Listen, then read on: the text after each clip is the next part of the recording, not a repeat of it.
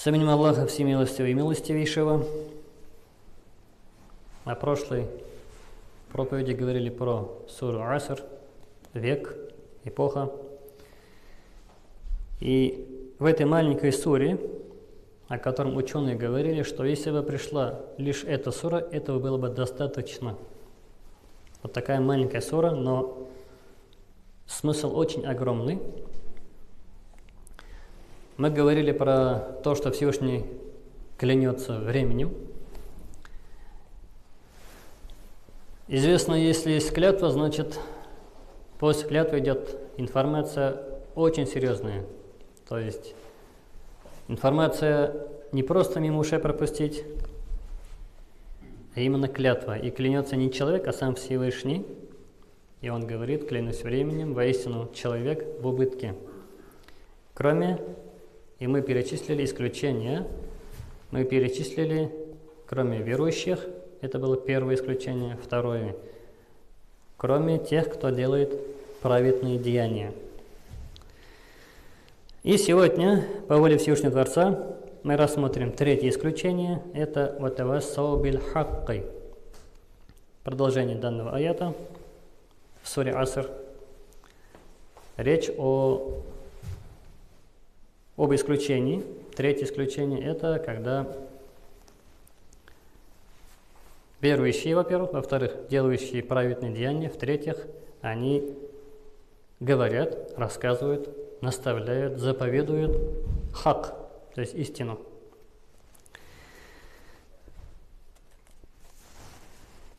И аят, который был прочитан в начале вааза, это из суры Бакара,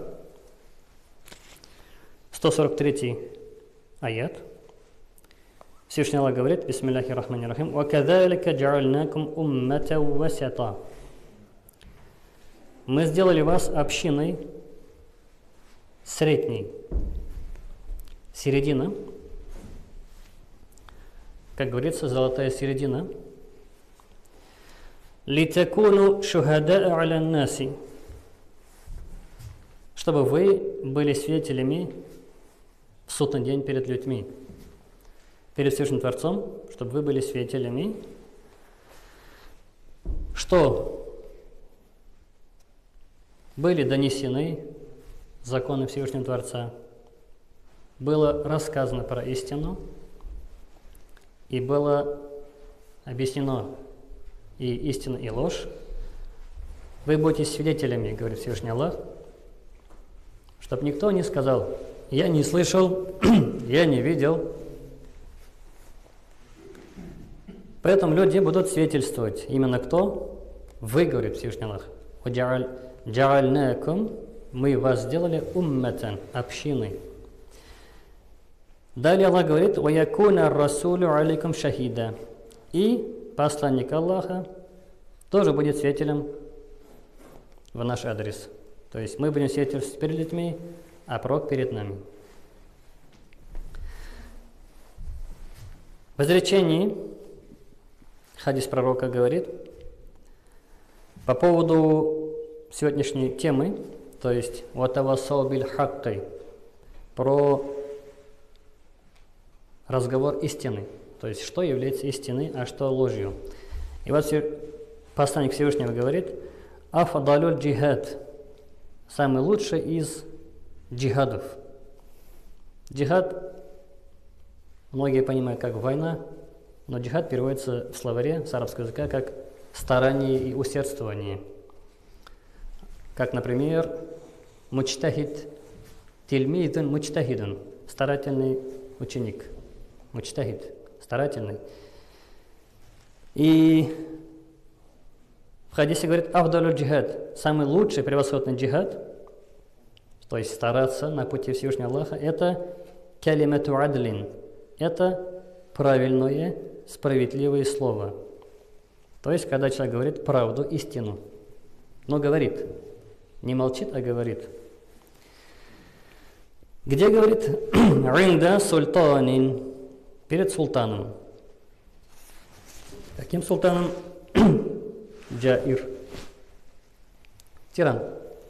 То есть, если есть султан-тиран, то из этого хадиса видно, что человек, обладающий верой, который называется му'мин, муслим, он должен говорить истину.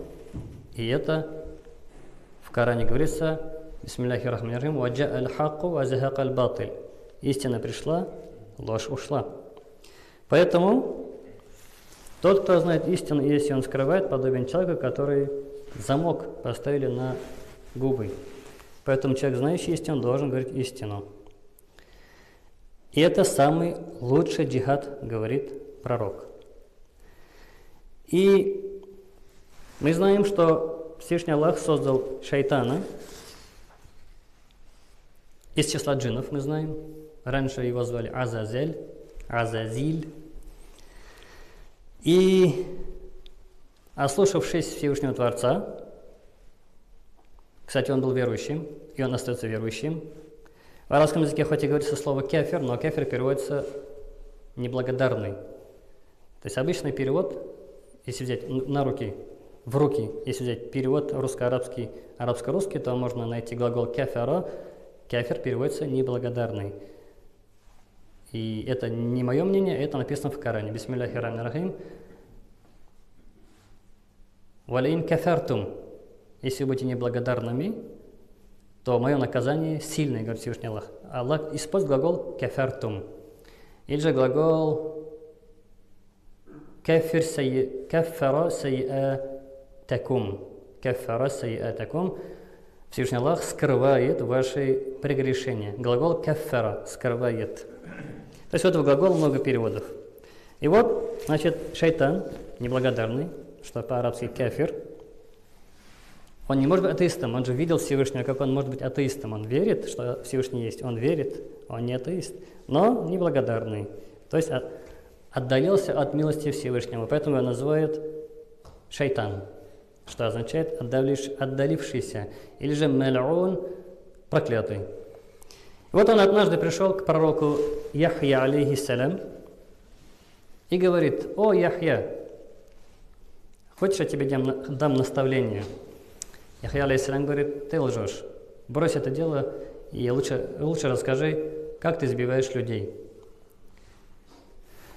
И шайтан, алейхилляна, пусть будет проклятие Аллаха в адрес его, говорит пророку Яхья, алейхиссалям, шайтан говорит: «Мы делим людей на 3 вида, 3 категории.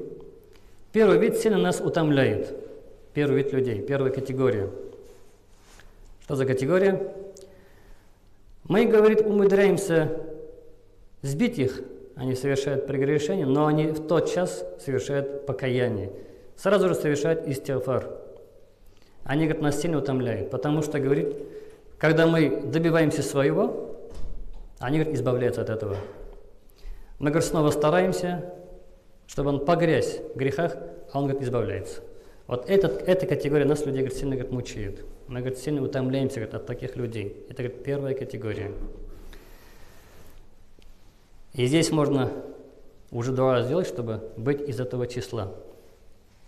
Ведь, когда мы слышим слова Всевышнего, слова пророков, у нас должно быть сразу в мыслях дуа. Если дуа не образуется, можно бояться. Бояться того, что неужели у меня нет страха перед Всевышним, неужели у меня есть блат, броня, что нет у меня такой мысли. Поэтому мысль должна быть, чтобы именно быть из этой категории. Вторая категория, говорит шайтан, это люди, подобные мечу. Как хотим, так и управляем, говорит шайтан. С ними, говорит, нам очень легко. То есть это люди, которые следуют за страстями, за шахват. Шахват – это то, что человека толкает нафс, плюс шайтан. И человек бегает за своими страстями, за своими идеями, и в сравнении с исламом, с шариатом, идеи не совпадают. Вывод его идеи – это его идеи. Это не цель достижения довольства Аллаха. Это цель нафс, то есть человек, душа. Мы знаем, есть душа, есть дух.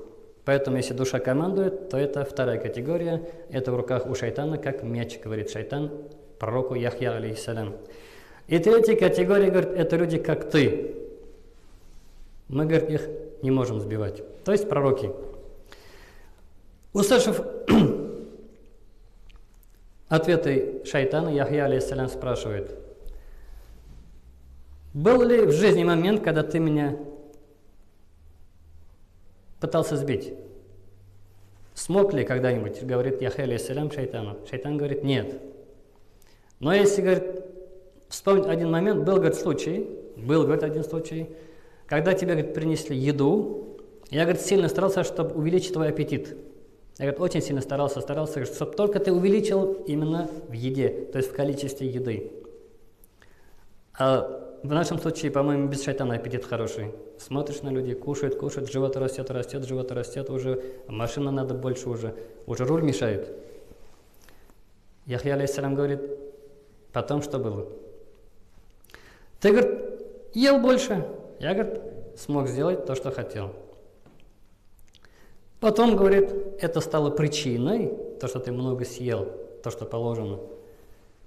А положено-то как пророк учил? Вставать именно во время, вот еще бы что-то съел бы. Вот здесь уже нужно вставать. Еще бы глоток бы, еще бы чашку стакана чая, еще бы ломтик торта. Вот в это время нужно встать, а не просто все, больше не лезет. Это уже поздно, уже поздно, уже вставать смысл. Уже все, поздно, опоздал. Поэтому надо вставать именно когда, еще бы чуть-чуть, еще бы ложку, поварешку, все, надо вставать. И вот Яхья алейхиссалям говорит: что дальше? Шайтан говорит: когда я смог добиться цели, то есть смог, чтобы ты съел больше, ты встал на тахаджуд намаз позже, чем как ты раньше вставал, говорит. Тогда Яхья алейхиссалям говорит: все, отныне я больше досыта есть не буду. На что шайтан говорит: а я отныне советы давать больше не буду, говорит. Поэтому вот такой имеет доступ шайтан к нам именно через желудок, а потом уже мысли. И история хочу привести, это со времен Аммиядского государства. Наверное, слышали, были Аммияды, Аббасиды после пророка, были государства, султанаты были, халифаты были. Сейчас нет больше и не будет, потому что пророк сказал, что после меня только будет определенное время. Аср Саадат, говорится на арабском. И вот из государства Амави, Аммияды, история про человека по имени Таус. Имел знание, и однажды его позвал правитель на ковер. Пришел Таус. Таус был верующим, мусульманином, то есть имел знание. Не просто «я верю в Аллаха», а дальше все, как у нас на улице говорят. Главное сердце. Главное в сердце, и это нормально. А в мечеть ходить зачем? Там грешные, говорят некоторые люди. Если была бы в сердце вера, человек пришел бы в мечеть выполнять фарзы. И вот, значит, он приходит и снимает обувь прямо перед правителем, приветствует по имени и садится перед ним. На что правитель сильно удивляется и говорит: «О, Таус, ты почему в таком состоянии передо мной?» На что Таус говорит правителю: «А что я сделал?» Он говорит: «Как что сделал? Ты встал передо мной, руки не поцеловал правителю, подошел к трону, поприветствовал меня по имени, а не по правилам, как требуется, и без разрешения сесть ты взял и сел». На что Таус ему говорит: «Я 5 раз перед Всевышним Аллахом снимаю обувь. 5 раз. Что же касается тебя, ты кто?» говорит. Что же касается целовать руки, то я могу привести слова Али, радиллаху анху, когда он сказал, что целовать руки от любви супруги своей и детям вне этого запрещено. Я говорю: да, могу целовать супруги свои руки, супруги и руки детей, дочери и сына. Могу. Что же касается твоих рук, то по религии это запрещено. Нравится тебе как правитель? Нет. То видите, он говорит правду в лицо. Посадит его правитель в тюрьму? Не посадит. Или же, как помним, Абу Ханифа, когда ему было предложено трон, власть судьи, судья, знаете, на сегодняшний день каким уровнем обладает, ему нет закона. Абу Ханифа что сказал? Я не буду судьей. Его за это избили, и он умер. Он отказался от такого места. А в нашем случае нам только надо кресло, потому что в кресле есть много плюсов. А про ответственность мало кто помнит. За это будет ответственность. И вот Абу Ханифа это знал, боялся и отказался, и в результате он умер. Умер от побоев, потому что он был наказан за то, что отказался от места. И в продолжении Таус, который пришел к правителю, говорит, что же касается приветствия, то я, говорит, поприветствовал, да, не по вашим правилам. То есть у них были правила свои, как у нас говорят, джахили некоторые. То есть не по религии, не как подобает мусульманину. Поэтому, говорит, я и как мусульманин не стал скрывать ложь, истину. Я сказал, говорит, все правду, говорит, в лицо. Вот таким образом мусульманин, который полагается только на волю Всевышнего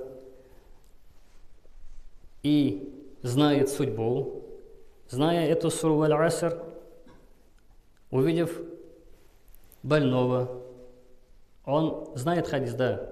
В хадисе говорится, что болезнь может передаваться, да, есть такой хадис.